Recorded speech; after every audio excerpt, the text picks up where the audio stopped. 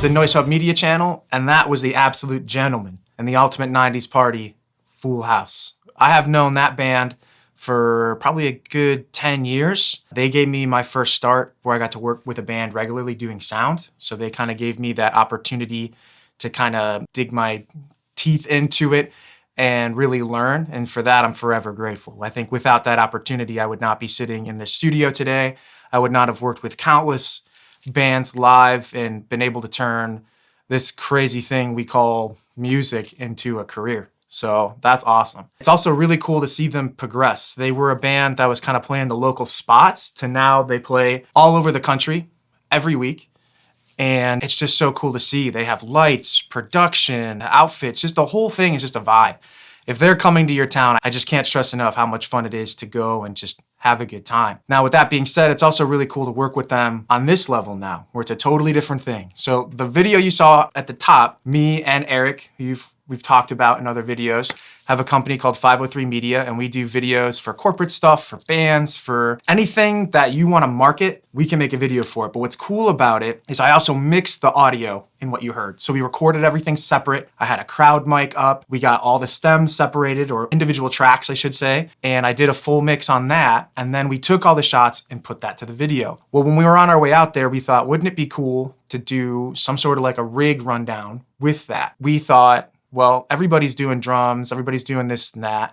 So we thought, let's do their Playback Rig, because they're a real elaborate band. So they have tracks, they have screens with the lights and the production and all that stuff. It all has to get run somehow. And in this video, we're gonna go over showing you how they do that and how they run it off a MacBook. Everything you see, John, who, for all intents and purposes, runs the band, also creates the tracks, creates the backdrops, all the videos and everything like that. So he's gonna walk us through what they're doing.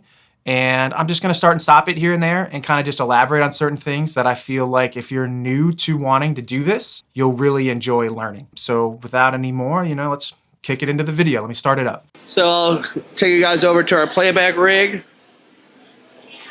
Right here, we are running a MacBook Air and a MacBook Pro, both linked to our Play Audio. If you're not familiar, basically it's a redundant playback system, so in case one computer fails, the other one picks up right where it's left off. And then here So I'm going to stop it right there because he mentioned something that's really cool that I think you will want to know a little bit more about. And that's the Play Audio interface, because that's what it is. So what they're doing is they're hooking up two laptops, two MacBooks, to that interface. And that interface will actually let you run them in tandem. So that way, if one laptop goes down, the other one will just switch over.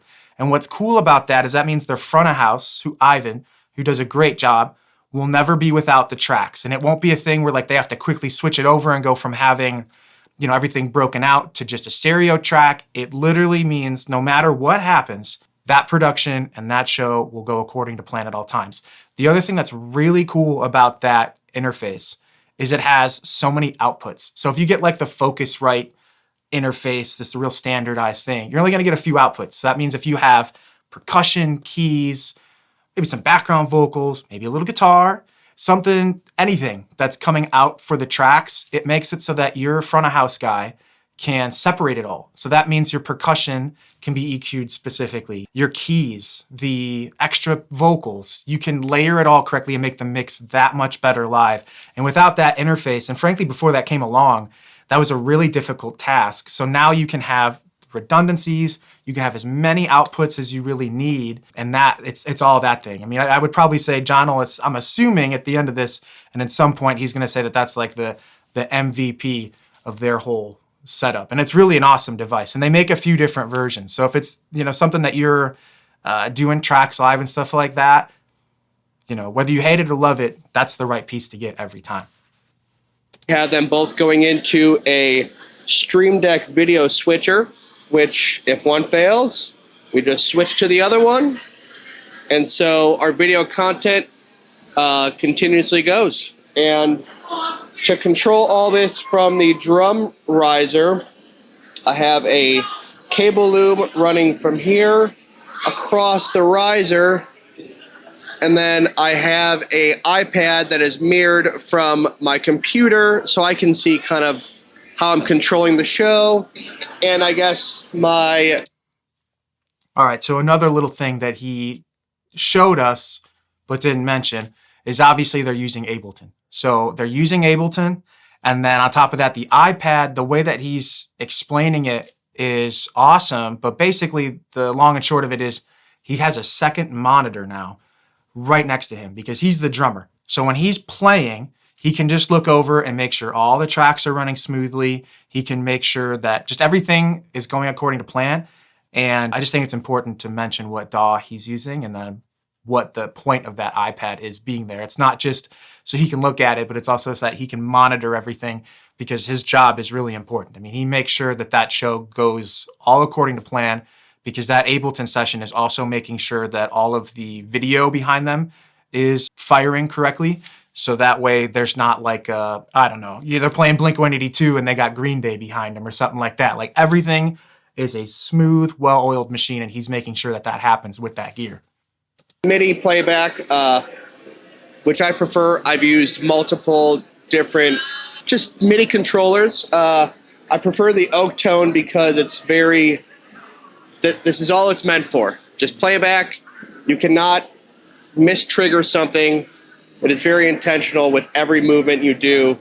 So, for example, in the middle of the show, you never skip to a part that you weren't planning on going to. Yeah, so that's the... Real quick before he wraps it up, one of the things that he's explaining there is when you buy a MIDI controller, there's a lot of them that are just pads. So I'll have Eric put up a picture of something that's like a real standard one, right?